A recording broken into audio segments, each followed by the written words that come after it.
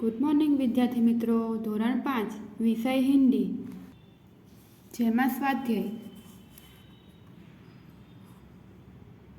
જેમાં પ્રશ્ન 1, નિમ્નલિખિત પ્રશ્નો કે ઉત્તર લીખીએ.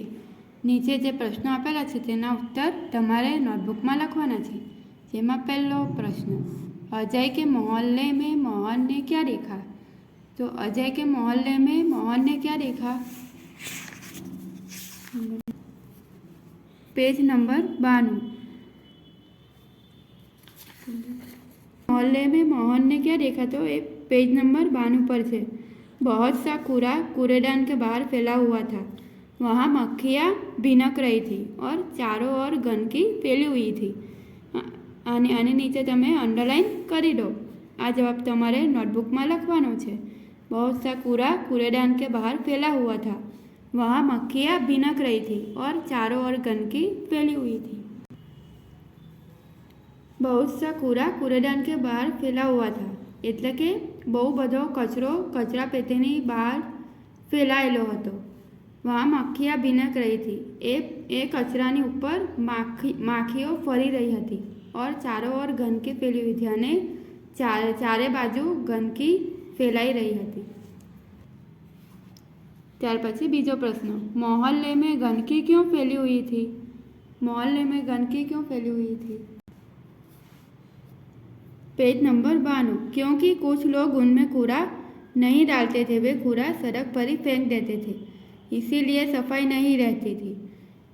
કેમ કે કેટલાક લોકો કચરો કચરાપેટીમાં નાખતા નહીં હતા અને કચરો રસ્તા પર જ ફેંકતા હતા, એટલે સફાઈ રહેતી નહીં હતી, તેથી ગંદકી ફેલાઈ રહી હતી. ત્યાર પછી ત્રીજો પ્રશ્ન, अध्यापक बच्चों को अजय के मोहल्ले में क्यों ले गए? अध्यापक बच्चों को अजय के मोहल्ले में क्यों ले गए? तो अध्यापक बच्चों को अजय के मोहल्ले में ले गए क्योंकि वहाँ गंदगी फैली हुई थी. उसे बच्चों के द्वारा साफ करवाना चाहते थे. ये लोगों को समझाना चाहते थे कि कूड़ा कूड़ेदान में भी डालें क्योंकि गंदगी से रोग फैलते हैं. अध्यापक એટલે કે શિક્ષક બાળકોને કેમ અજયના મોહલ્લામાં લઈ ગયા? તો ત્યાં ગંદકી ફેલાયેલી હતી અને उसे बच्चों के द्वारा साफ करवाना चाहते थे અને એ ગંદકીને બાળકો દ્વારા साफ करवा मांगता था. ये लोगों को समझाना चाहते थे कि कूड़ा कूड़ेदान में ही डाले. अध्यापक એટલે કે શિક્ષક લોકોને સમજાવવા માંગતા હતા કે કચરો કચરાપેટીમાં જ નાખવો જોઈએ, क्योंकि गंदगी से रोग फैलते हैं. કેમ કે ગંદકીથી રોગ फैलाय છે. आगे चौथा प्रश्न, हम नगर पालिका की मदद कैसे कर सकते हैं? तो हम नगर पालिका की मदद कैसे कर सकते हैं? तो हम कूड़ा कूड़ेदान में डालकर तथा अपने मोहल्ले की सफाई खुद करके नगर पालिका की मदद कर सकते हैं. આપણે કચરો કચરાપેટીમાં નાખીને તથા આપણા મોહલ્લાની સફાઈ જાતે કરીને નગરપાલિકાની મદદ આપણે કરી શકીએ છીએ. ત્યાર પછી પાંચમો પ્રશ્ન, हमें अपना घर और मोहल्ला क्यों साफ रखना चाहिए? तो हमें अपना घर और मोहल्ला साफ रखना चाहिए क्योंकि गंदगी से अनेक रोग फैलते हैं. આપણે આપણું ઘર અને મોહલ્લો સાફ રાખવો જોઈએ કારણ કે ગંદકીથી અનેક પ્રકારના રોગ ફેલાય છે. તો વિદ્યાર્થી મિત્રો, તમારે આ પ્રશ્નોના જવાબ નોટબુકમાં લખવાના છે. ત્યાર પછી પ્રશ્ન 2, નીચે दिए गए विशेषणों का वाक्य में प्रयोग कीजिए. નીચે વિશેષણ આપેલા છે તેના તમારે વાક્યમાં પ્રયોગ કરવાના છે.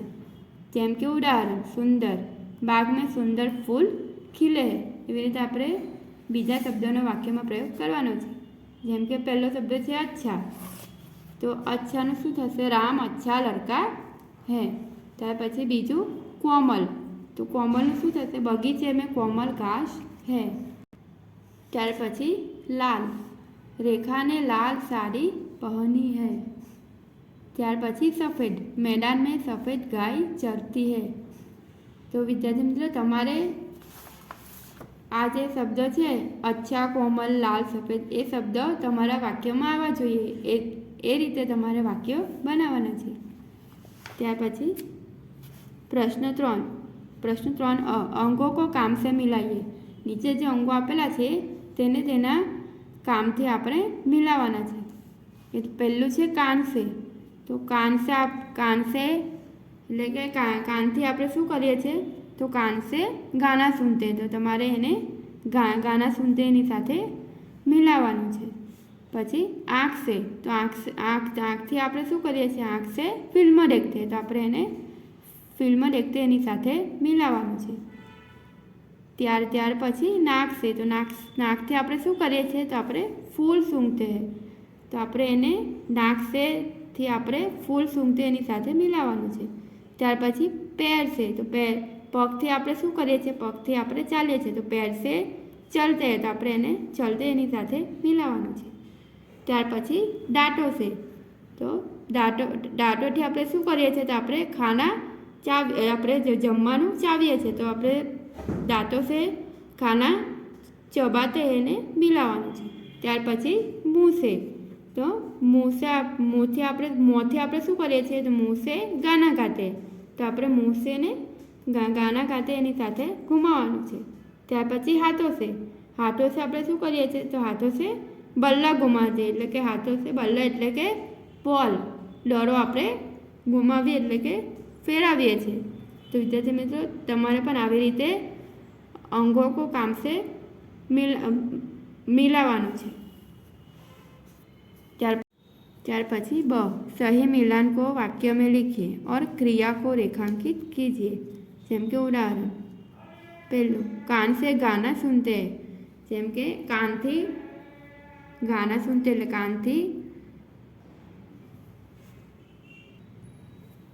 જેમ કે કાન સે ગાના સુનતે હૈ, તો કાન સે ગાના સુનતે એટલે કાનથી આપણે ગાવાનું સાંભળીએ છીએ, તો એ આપણે ક્રિયા થઈ, એટલે ક્રિયાની નીચે લીટી દોરેલી છે, ક્રિયાને આપણે રેખાંકિત કરેલી છે. તેવી જ રીતે બીજું આંખથી આપણે ફિલ્મો જોઈએ છીએ, આંખથી જોવું, પછી નાકથી ફૂલ સૂંઘતે એટલે કે નાકથી ફૂલ સૂંઘવું, પેર સે ચલતે એટલે કે પગથી ચાલવું, હાથો સે બલ્લા ઘુમાતે એટલે કે હાથથી બોલને ઘુમાવવું, પછી દાંતો સે ખાના ચબાતે એટલે દાંતથી જમવાનું ચાવીએ છીએ, મુંહ સે ગાના ગાતે, તો આપણે મોંથી ગીત ગાઈએ છીએ, એટલે કે આ બધી આપણી ક્રિયા થઈ. અને ક્રિયાને નીચે આપણે જેમ કે અહીંયા રેખાંકિત કરેલું છે એવી રીતે રેખાંકિત કરવાનું.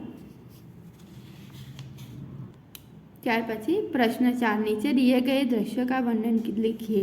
નીચે એક દ્રશ્ય આપેલું છે એનું તમારે વર્ણન લખવાનું છે.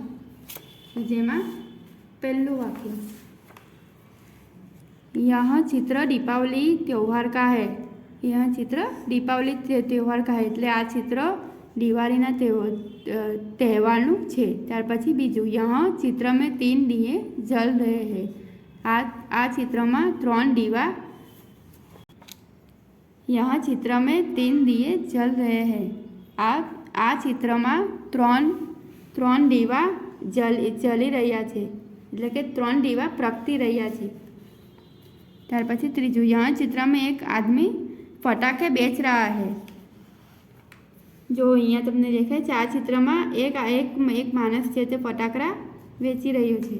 ત્યાર પછી यह चित्र में एक बालक मिठाई खा रहा है. તો આ ચિત્રમાં આ એક બાળક છે તે મીઠાઈ ખાય છે. ત્યાર પછી यह चित्र में सब लोग खुश नज़र आते हैं. આ ચિત્રમાં બધા લોકો ખુશ નજર આવે છે. ત્યાર પછી પ્રશ્ન 5 નિમ્નલિખિત વિષયો પર ચર્ચા કરકે લીખીએ. જેમાં પહેલું મેરા ગાંવ અને મેરી દિનચર્યા, તો તમારે એ ઘરેથી હોમવર્કમાં મેરા ગાંવ અને મેરી દિનચર્યા વિશે લખવાનું છે. એ દેખાય છે બરાબર. ત્યાર પછી પ્રશ્ન 6 बनाइए लगाइए. अपने आसपास के लोगों को स्वच्छता के प्रति जागरूक करने के लिए अपने साथियों के साथ मिलकर पोस्टर बनाइए और सार्वजनिक स्थानों पर लगाइए. તમારી આજુબાજુના લોકોને સ્વચ્છતા માટે જાગૃત કરવા માટે તમારા સાથીઓ સાથે મળીને એક પોસ્ટર તમારે બનાવવાનું છે અને સાર્વજનિક સ્થાનો પર તમારે એ પોસ્ટર લગાવવાનું છે, પણ તમારે ઘરેથી હોમવર્કમાં કરવાનું છે.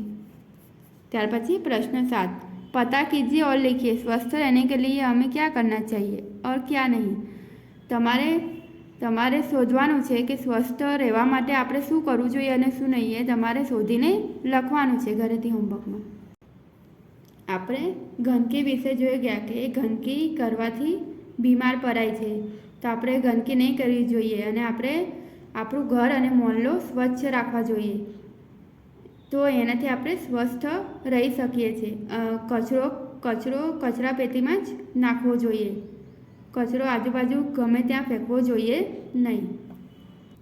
તો વિદ્યાર્થી મિત્રો, આ સ્વાધ્યાયના પ્રશ્ન નંબર 7 સુધી તમારે નોટબુકમાં લખીને કમ્પ્લીટ કરવાનું છે. તો હવે પછીના વિડીયોમાં આપણે ફરીથી મળીશું.